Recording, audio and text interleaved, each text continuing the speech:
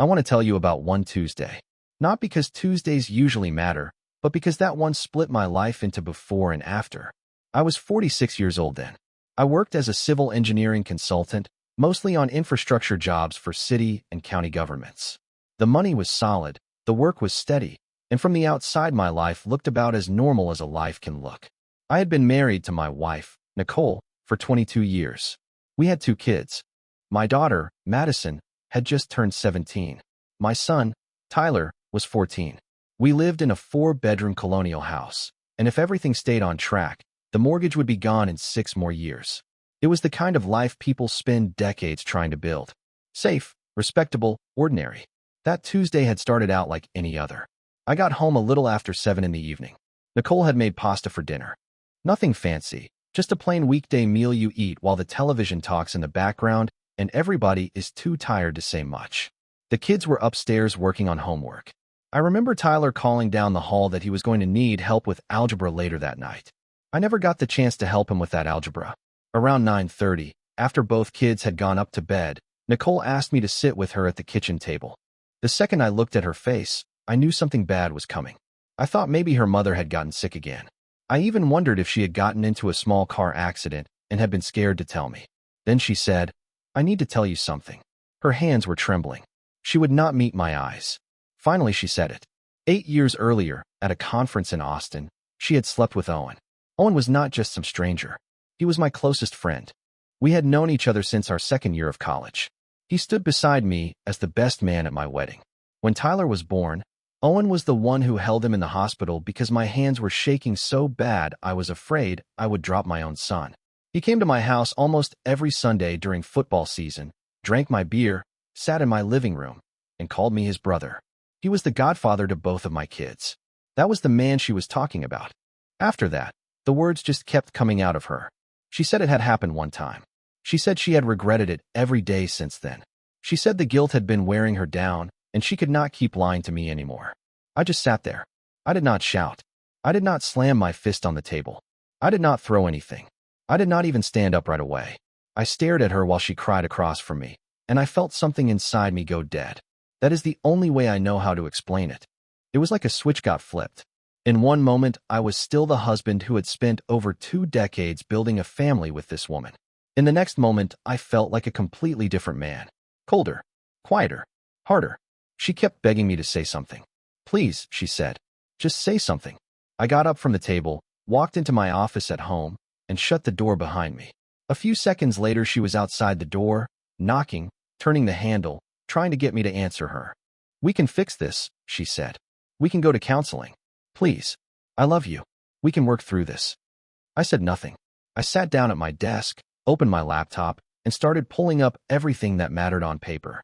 Bank statements, retirement accounts, brokerage accounts, property records, savings, investments, college funds. While she stood outside the door crying, I was doing math. The brokerage account had around $340,000 in it. There was my retirement account, the equity in the house, the kids' college money, every account, every asset, every number I could get my hands on. I was not thinking about calling Owen. I was not thinking about demanding details. I was not thinking about therapy, forgiveness, or trying to understand how 2 people I trusted most in the world could do this and then sit across from me for 8 years pretending everything was fine. I was thinking about how to leave. Nicole finally stopped knocking sometime around midnight. I heard her go upstairs. Even then I could still hear her crying through the walls. I did not go to her. I stayed in that office the whole night and kept working through numbers. If I sold assets in stages, it would attract less attention. If I moved carefully over several days, it would not look like panic. I still had contacts from engineering work I had done in Uruguay and Argentina, people who understood how to move money quietly if you knew who to ask. Getting identity papers under a new name was not easy, but it was possible if a man had enough cash and the right connection. By 4 in the morning, I had a spreadsheet laid out in front of me. Every account, every holding, every step I would need to take, every loose end I would have to tie off before I disappeared. Around 6, daylight started creeping in through the office window. I just sat there in the early morning light and thought about Owen. Every Christmas he had spent in my house, every birthday party, every Sunday game, every handshake, every smile. Every time he looked me straight in the face and called me his closest friend while knowing exactly what he had done. And Nicole knew too. For 8 years, both of them had carried that truth around while I sat at dinner tables with them, laughed with them, trusted them, and never had the slightest idea that my whole life had already been cracked open behind my back. I thought about going upstairs, waking Nicole up, and asking for every ugly detail. I thought about making her tell me where it happened, how it happened, whether they ever talked about it afterward, whether there was anything else she had not told me. Instead, I opened another browser tab and started looking at one-way flights to South America. By the time the sun was fully up, I had made my choice. I was not going to argue. I was not going to fall apart in front of her. I was not going to try to save anything. I was not going to spend the rest of my life trying to understand the kind of betrayal that poisons every memory it touches. I was going to disappear so completely that the people who had lied to me would spend the rest of their lives wondering where I went and why they never got one final answer. The next morning, Wednesday, I made breakfast. I scrambled eggs, made toast, poured orange juice, and acted like it was just another school day. Nicole came downstairs looking wrecked. Her eyes were swollen and red, like she had not slept for even a minute. She started to speak, but before she could get the words out, I handed Tyler his plate and asked Madison whether she had finished her college essay. That was the plan. Keep everything normal. Nicole said, quietly, "We need to talk." "Not now," I told her. "The kids need to get to school." She looked at me like I had hit her, but I was not trying to punish her. I was trying to keep control. I knew that if I was going to pull this off, I had to act exactly the way I always acted. If I started behaving strangely, people would remember that later. Wednesday was my regular day to drive the kids to school, so I did it just like always. I dropped Tyler off first at the middle school. Then I took Madison to the high school. Before she got out of the car, she asked me if her mother and I were fighting. I told her it was just work stress and that she did not need to worry. I watched her walk toward the building with her backpack over one shoulder, laughing at something on her phone with a friend beside her. She was 17 years old, with college applications due in a few months. There was a good chance I would never see her graduate. I knew that thought should have crushed me. Instead, I drove straight to the bank. The offshore contact I knew from a project in Montevideo answered my encrypted message within 2 hours. His name was Hector. He told me yes, he could help. He also made it clear it would not be cheap. I sent him the first payment from a separate account Nicole did not know about, money from independent consulting work I had done over the years and never mixed into our joint finances. On the first day, I sold $85,000 in stock options. I told the broker I was rebalancing and wanted to diversify. On the second day, I sold municipal bonds and cleared another $43,000. Different broker, different explanation. On the third day, I started unwinding a larger investment portfolio. That part took more care. I could not dump everything at once without drawing attention, so I spread the sales across 4 separate accounts and moved slowly. The whole time, I kept up the act. I came home every evening and sat down to dinner with my family.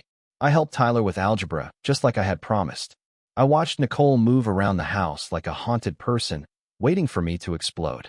She looked like she was bracing for me to scream, accuse, cry, throw something, leave, or demand every detail all at once.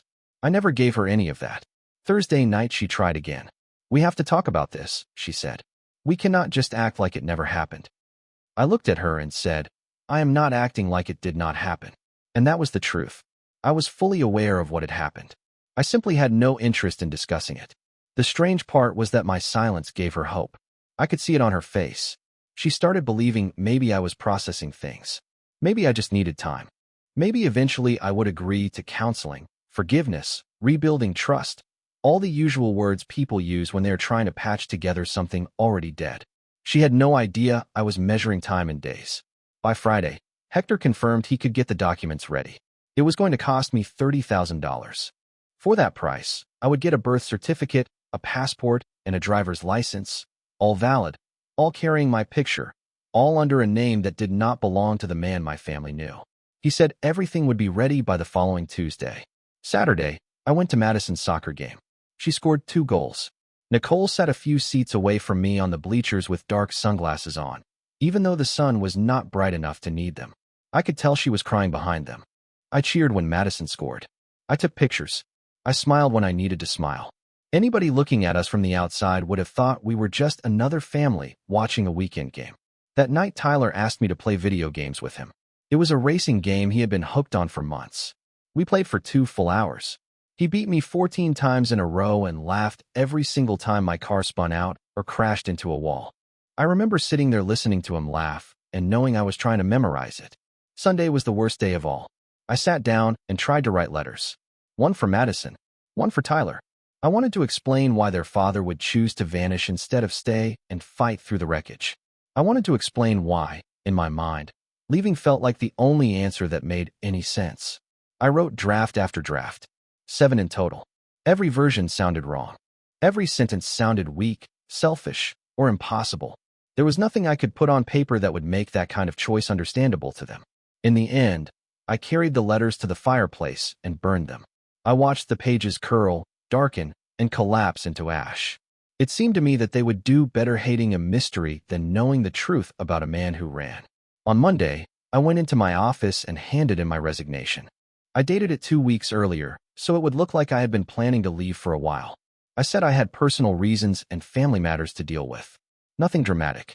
Nothing suspicious. My boss looked confused, but he trusted me. I had always been dependable. If I said I needed to step away, he accepted it. Then I started moving the rest of what I planned to leave behind. I transferred what remained into Nicole's name. The house, the savings, the investments I was not taking. I even paid off the mortgage in full with money from the liquidations. Financially, she was going to be all right. The kids would have stability. They would have the house. They would have money for school. She would have more than I felt she deserved, but the children deserved security, and I made sure they would have it. Tuesday morning came. I kissed Madison and Tyler goodbye before they left for school. Have a good day, I told them. Neither of them had any idea it would be the last time they ever saw me. I drove toward work the way I always did. I parked in the garage the way I always did. Then I walked past my own routine, got into the rental car I had picked up the night before, and drove straight to the airport. My flight to Montevideo was scheduled for 2:15 in the afternoon. I never looked back. That night, from a hotel room, I turned on the burner phone I had bought just for that moment. There were 17 missed calls from Nicole. There were 43 missed calls from Owen. Text messages covered the screen. Some were confused. Some were panicked. Some sounded desperate. They asked where I was. They begged me to answer. They told me the kids were frightened. They asked only for some proof that I was alive. I stepped out onto the balcony and looked over the Rio de la Plata. The water was black under the night sky, stretching out so far it looked endless. Then I dropped the phone over the railing. It fell through the dark, too far down for me to hear the impact when it hit the water below. 1 second it existed. The next second it was gone, swallowed up like it had never been there in the first place. They were never going to find me. And worse than that, they were never going to fully understand why I left. The first 3 months were rough. I hardly slept. It was not guilt keeping me awake. It was adrenaline. Fear. That constant pressure in my chest that told me I must have made a mistake somewhere. Maybe I had left behind a trail. Maybe Nicole had figured out something. Maybe somebody would show up at my door. Nobody ever did. Little by little, I started using the new name. I practiced the signature until my hand stopped hesitating. I got a local telephone card, opened a bank account, and rented a small apartment in Pasitos, a neighborhood full of foreigners and expats where nobody cared enough to ask questions. Hector introduced me to a construction company that needed project managers. My background in engineering carried over well enough. Within 6 months, I was overseeing site operations for a luxury residential project. The work was familiar enough that I could do it without struggling, but different enough to keep my mind busy. I built a new life. It just was not the kind of life I had before. During the first year, I kept my life simple. I worked, went to the gym, studied Spanish, and tried not to think too much. For 3 months, I dated a woman named Sophia, but it ended when she got tired of how I refused to talk about my past. I could not blame her. The truth was, I did not see myself as that old person anymore. The news started reaching me through a man I knew back in the United States. His name was Brian, a construction superintendent I had worked with for years before he retired to Florida. We were never best friends, but we had shared enough beers over the years to stay loosely connected. He did not know where I was, but he still knew plenty of people back home, and he always liked passing along gossip. About 6 months after I disappeared, he sent a message to my encrypted email address. He wrote, "I heard what happened. That is rough. Nicole has been telling people the whole story. I guess she is trying to explain why you left." I must have stared at that sentence for 10 minutes. She had told people. Not just me. Everybody. I called Brian from a prepaid phone and told him I needed details, though I did not explain why. He said she had broken down at some dinner party, started crying, and confessed to everyone in the room that years earlier, she had cheated on me with Caleb. She told them she had finally admitted the truth to me, and then I had vanished. People are calling her brave, Brian said. They keep saying how strong she was for coming clean. Then he laughed when he got to Caleb. It was not a kind laugh. Caleb is finished, he said. His wife, Monica, divorced him inside a month. Took the kids. Got full custody. His company is losing clients. Nobody wants to do business with a man who betrayed his best friend like that. Last I heard, he was living in some tiny apartment and barely keeping it together. I figured I would feel something when I heard that. Satisfaction. Relief. Maybe even revenge. I felt nothing. I thanked Brian and hung up. In the second year, I found out Nicole had not moved out of the house. She was still living there and keeping my office exactly the way I had left it, like some kind of shrine.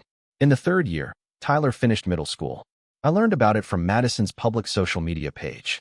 She had posted a picture of him wearing a suit that did not fit him quite right, smiling a stiff, uncomfortable smile. The caption said, "Proud of my brother, even though someone important was not here to see it." I closed the application and stayed off it for 6 months. In the fourth year, Caleb's mother died. Brian mentioned it casually, like it was just another piece of town news. He said Caleb's own children did not come to the funeral. They had cut him out completely. Guy is a shell now, Brian told me. People run into him at the grocery store and act like he does not exist. He brought it on himself, but it is hard to watch. That stayed with me. I could have destroyed Caleb myself if I had wanted to. I could have exposed him, told his wife, humiliated him in public, and made sure everybody knew exactly what kind of man he was.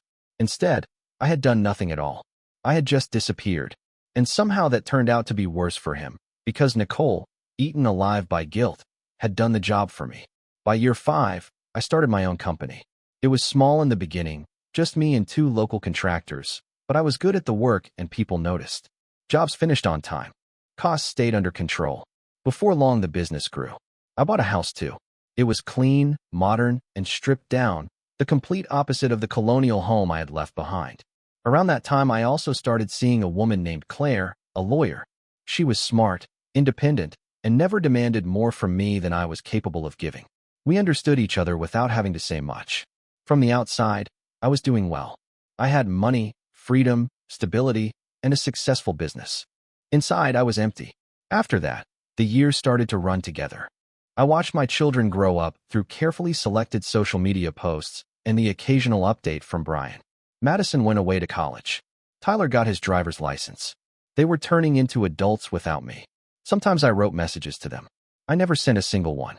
What was I supposed to say? Then came year 13. I was sitting in my office, the one in the building I had helped design, when a notification appeared on my phone. It was a new encrypted message. I almost deleted it without opening it. That address got spam once in a while. Then I saw the subject line. "Your wife is dying." I opened it. The sender was someone I did not know, but the telephone area code in the signature looked familiar. It was from back home. The message said Nicole had stage 4 pancreatic cancer. The doctors were saying months, maybe only weeks. She had been asking for me. If any part of me still cared, now was the time. The email ended with a phone number and the name Laura, Nicole's sister. I sat there for 3 hours just staring at that screen. Stage 4 pancreatic cancer. She was dying, and she wanted to see me. The smart thing would have been to delete the message, block the address, and keep living the way I had been living for 13 years. Instead, I picked up my phone and called. A woman answered on the third ring. "Hello." Her voice was guarded. She did not know the number. "This is Laura?" I asked. There was a pause. "Yes. Who is this?" Then she stopped breathing for a second. "Oh my God. Is this really you?" "I got your email," I said. She started crying right away. "Thank God," she said. "We did not know if you would see it, or if you would care." "How bad is it?" I asked. She tried to steady herself before answering. "Bad. They found it too late. It's spread to her liver. They are not trying to cure it now. They are just keeping her comfortable. The doctors say maybe 2 months.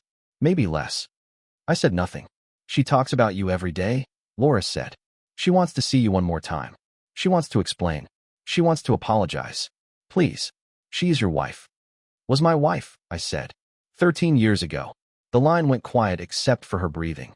Finally, she asked, "Will you come?" "I will think about it." Then I ended the call. That was 6 weeks before I went back. After that, they called every few days. First Laura, then Madison, then Tyler. Madison was 29 by then. The second I heard her voice, I could tell it had changed. It was harder now, stripped of the warmth I remembered from when she was 17. "You need to come home," she said. There was no hello, no polite opening. "I heard," I said. "That is all you have to say? You heard?" Her anger came through the phone like heat. "You disappeared for 13 years. No explanation. No goodbye. Nothing. The least you can do is show up now." "Why?" "Because Mom is dying." "People die, Madison. I cannot change that." "You are unbelievable." She was crying now. "Do you have any idea what she has been like all these years? She never moved on. She never dated. She never changed anything in the house. Your office is still exactly the way you left it. She has been waiting for you to come back, and now she is going to die without ever understanding why you left." "She knows why." "No, she does not. None of us do. She told you the truth, and then you vanished like we meant nothing to you." I almost laughed at that. "She told me the truth 8 years late," I said, after I had spent all that time sitting at dinner tables with both of them, not knowing I was being lied to. "You want to talk about meaning nothing? Ask her what it felt like to lie to my face for 8 years. Madison went silent. "I will think about it," I said, and hung up. Then Tyler called. He did not yell. He did not cry. He asked me one thing. "Did you ever love us?" That question hit harder than anything else. "Yes," I said. "Then prove it. Come home." He hung up before I could answer. After that, I sat alone in the house I had built from scratch and did what I always did. I ran the numbers. Only this time the numbers were not financial. What exactly would I gain by going back? Closure? I did not want closure. Closure suggests a wound is still open. I had sealed mine years earlier. Forgiveness? That was what they wanted. They wanted me to forgive Nicole so she could die in peace. But why should I do that? She had already had 13 years to make peace with what she did. Instead, she turned her guilt into a prison and waited for me to come back and unlock the door for her. That was not my responsibility. But there was another reason I could not ignore. A colder one. I wanted her to see what 13 years of silence looked like in person. I wanted her to understand that I had not collapsed. I had not wasted away. I had not spent those years begging for answers. I had calculated. I had rebuilt. While she sat in that house waiting, I had built a life she could never touch. I wanted her final understanding to be this. She had destroyed one man and created another man who could stand in front of her, hear her ask for forgiveness, and feel absolutely nothing. That was enough to make the trip worth it. 2 weeks later, I booked the flight. I used my real passport, the one I had never technically canceled, only stopped using. I flew through Buenos Aires, then Miami, and finally back to the city I had erased myself from. The stop in Miami felt strange. I was standing on American soil again, hearing familiar voices and familiar accents, but it all felt distant, like something from an old life that belonged to somebody else. At the airport, I rented a car and drove through streets I used to know by heart. The grocery store was still there. So was the dry cleaner. I even passed the intersection where I had once been rear-ended years before I left. Everything was recognizable, but none of it felt real. It was like driving through a set built to copy my old life. I parked outside the hospital at 4 in the afternoon and stayed in the car for almost an hour. I watched people coming and going. Families carrying flowers. Visitors staring at their phones. Patients in wheelchairs being pushed outside for air. At one point, an ambulance pulled up with its lights flashing soundlessly, and I watched them unload a man on a stretcher and hurry him through the doors. Then I checked my phone. 3 missed calls from Madison. 2 text messages. "Mom keeps asking if you are coming. Please. She does not have much time." I turned the phone off, stepped out of the car, and walked across the parking lot. I went past the ambulance, through the automatic doors, and into a lobby that smelled like air conditioning, disinfectant, and fear. The woman at the information desk smiled. "Can I help you?" "I am here to see Nicole Bennett," I said. She checked the computer. "Room 412. Are you family?" I thought about it for a moment. I used to be. She told me how to get to the 4th floor. I took the stairs instead of the elevator. I needed those extra minutes. Every step felt automatic. One foot, then the other. The fluorescent lights hummed overhead, and the stairwell smelled like concrete and cleaning solution. When I reached the 4th floor, I pushed through the door and stepped into the hallway. Room 412 was at the far end. The door was half open. I could hear voices inside. Madison talking about medicine schedules. Another voice, quieter. Probably Tyler. I stopped just outside the doorway. That was the moment. 13 years of silence, ending in a hospital room full of stale air and the smell of dying. I pushed the door open. Madison saw me first. She was sitting beside the bed, and the second she looked up, her whole face changed. First shock, then what looked like relief, then anger crashing over both. "Oh my God," she whispered. Tyler was standing by the window. He turned toward me, and for a second I barely knew him. He was 27 now, taller than I was, broader through the shoulders, a full-grown man. He looked like he wanted to speak, but no words came. Then I looked at Nicole. I had told myself I was ready for it. I was not. Seeing her in person was nothing like imagining it. She was almost gone already. The cancer had carved her down to bone and paper. Her cheekbones pushed against skin so thin it looked ready to tear. Her hair was sparse and gray. She looked so small in that bed that for 1 second she barely seemed real. There were 4 lines running into her arm and oxygen tubes in her nose. But her eyes were the same. The second I stepped into the room, they locked onto me. "You came," she whispered. Her voice was thin and broken. I did not answer. I pulled out the chair across from the bed and sat down. Tears started spilling down her face right away. "I cannot believe you are here," she said. "I thought you would never."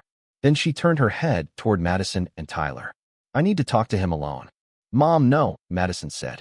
"Please," Nicole whispered again. Tyler grabbed his jacket. "I will be outside." He walked past me without even looking at me and slammed the door hard enough to shake the frame. Madison stayed where she was, staring at me like I was dangerous. "Madison, please," Nicole said again. "Fine." Madison stood up, kissed her mother on the forehead, then looked at me. "Do not hurt her any more than you already have." Then she left and closed the door. After that, it was just me, Nicole, and the steady sound of the heart monitor. "Thank you for coming," she said at last. "I know you did not have to. I know I do not deserve." "Do not," I said. She stopped. "Do not thank me. I am not here for you." Her face folded in on itself. "Then why did you come?" I said nothing. "Please," she whispered. "I need to explain.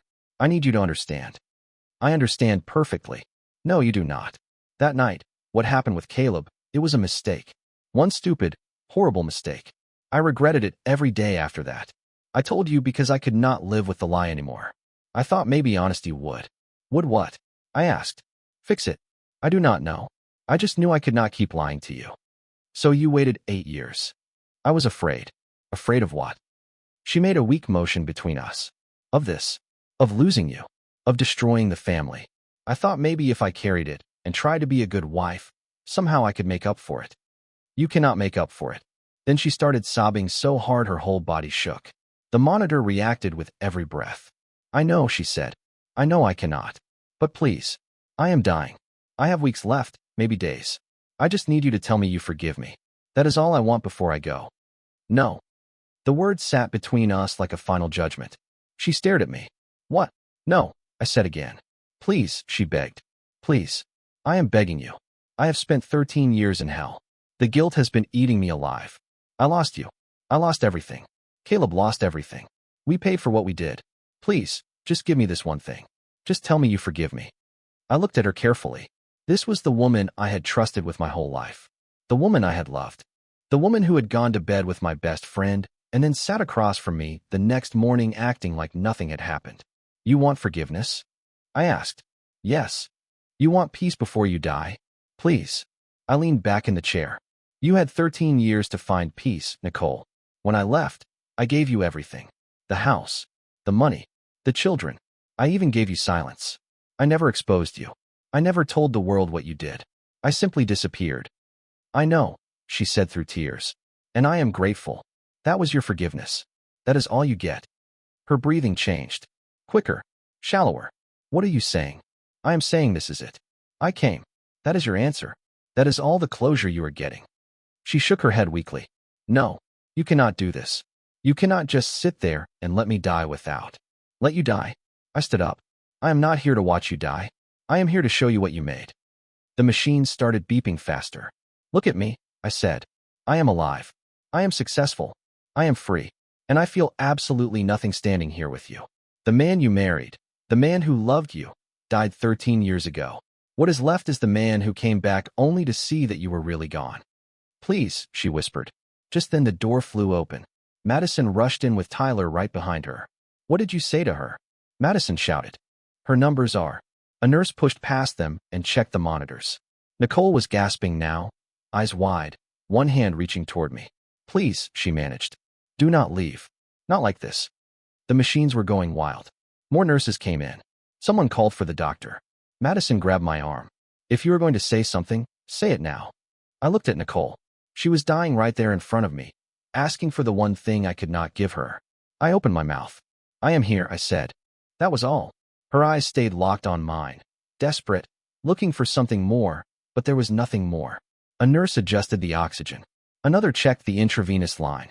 Madison was crying beside the bed. Tyler stood frozen with his hand over his mouth, staring at his mother like he could keep her alive by force. Nicole's lips moved again. I knew what she wanted. The answer was still no. Then the doctor came in, checked the machines, spoke quietly to the nurses, and looked at the three of us. Her body is shutting down, he said. It may be only minutes. I am sorry. Madison collapsed into the chair. Tyler stood still like he had turned to stone. I did not move. Nicole's breathing slowed. The monitor stopped shrieking and began sounding softer, slower, more uneven. The hand she had reached out to me with dropped back onto the bed. She was still looking at me. Even when her eyes began to lose focus, even when the nurse spoke softly about keeping her comfortable, even when Madison grabbed her other hand and begged her to stay, Nicole kept looking at me, waiting for something I was never going to give her. The beeping slowed more. Then it became one long, steady tone. The nurse reached over and silenced the monitor. Time of death, 5:31 in the evening, the doctor said quietly. Nicole's eyes were still open, still fixed on the space where I had been standing. I looked down at her. This was the woman I had spent 22 years with. The woman who gave me 2 children. The woman who wrecked everything with one confession she should have made 8 years earlier. I felt nothing. Not relief. Not satisfaction. Not grief. Nothing. Madison was bent over the bed, crying into her mother's shoulder. Tyler had turned toward the wall, his whole body shaking. I started toward the door. Where are you going? Madison's voice cut through the room. You cannot just leave. I stopped and turned. I came, I said. That is what she wanted. That is what she got. Madison stood up. She wanted forgiveness. She wanted to hear that you loved her. She wanted to die in peace. I know what she wanted, and you could not give her that. I looked straight at her. Your mother and Caleb betrayed me. Then they looked me in the face for 8 years like nothing had happened. When she finally told me, I had 2 choices. I could destroy both of them, or I could walk away. I walked away. That was mercy. Mercy. Tyler finally spoke. His voice sounded wrecked. You call leaving your family mercy? I left you the house, the money, everything you needed. What I did not leave you with was watching me destroy your mother in front of you. That was the mercy. We needed our father, Madison yelled. You needed a father who could look at your mother and not see betrayal. I could not be that man anymore. So I left. I opened the door. Wait, Tyler said. I paused. He walked over and pulled an envelope from his jacket. She wrote this last week. She made me promise to give it to you. I looked at it. My name was written on the front in Nicole's weak, shaky handwriting. Keep it, I said. She wanted you to have it. I know what she wanted. The answer is still no. Then I walked out. I went down the hall, past the nurse's station, down the stairs, through the lobby, and back to the rental car. I sat behind the wheel for a long time. The sun was going down, and the orange light across the parking lot made everything look like it was burning. I thought about Nicole's face and the desperation in her eyes. I thought about Madison and Tyler, both of them with their mother gone and their father alive but absent. I thought about Caleb, wherever he was, probably hearing by now that Nicole was dead and carrying a guilt that would never end. Then I thought about the last 13 years. The business, the house, the life I had built. All of it had been built on absence, on cutting away every part of life that could ever hurt me again. And sitting there in that parking lot, I understood something. I had gotten exactly what I wanted. I had my revenge, not by exposing them, not by screaming, not by fighting. I got it through silence, by vanishing, by letting guilt eat them alive while I built a new life someplace they could not reach. But as I sat there watching the sun go down, I did not feel like I had won anything. Because the man who loved Nicole, trusted Caleb, and lived as a father to Madison and Tyler had died 13 years earlier in that kitchen. What was left was just a man who could watch his wife die begging for forgiveness and feel nothing at all. I started the car, drove back to the airport, and flew through Buenos Aires to Montevideo, back to the life I had made out of wreckage. 3 days later, Brian sent me a message. Heard about Nicole. Sorry, man. You doing all right? I stared at it for a while. Was I all right? I was alive. I was successful. I was free. But was I all right? I deleted the message without answering. The weeks passed. Then months. The business kept growing. Claire and I went out to dinner, watched movies, talked about things that did not matter. On the surface, it looked like a normal life, the kind people spend years trying to build. But late at night, my mind still went back to that hospital room. To Nicole's eyes, still open, still searching. To Madison screaming. To Tyler's face when I refused the letter. To that final moment when I chose to give her nothing and walk away. People ask whether I regret it. The truth is, I do not feel enough anymore to regret anything. Nicole died asking for forgiveness, and I could not give it because that part of me died 13 years earlier. Caleb lost everything without me having to lift a finger. My children will probably never speak to me again. And me, I am still here. Alive. Successful. Free. But the man I used to be, the one who could love and trust and forgive, disappeared that Tuesday night and never came back. Sometimes the harshest revenge is not destroying somebody else. Sometimes it is letting them destroy who you were, then walking away from the ashes and never turning around. I got what I wanted, but in the end, nobody wins.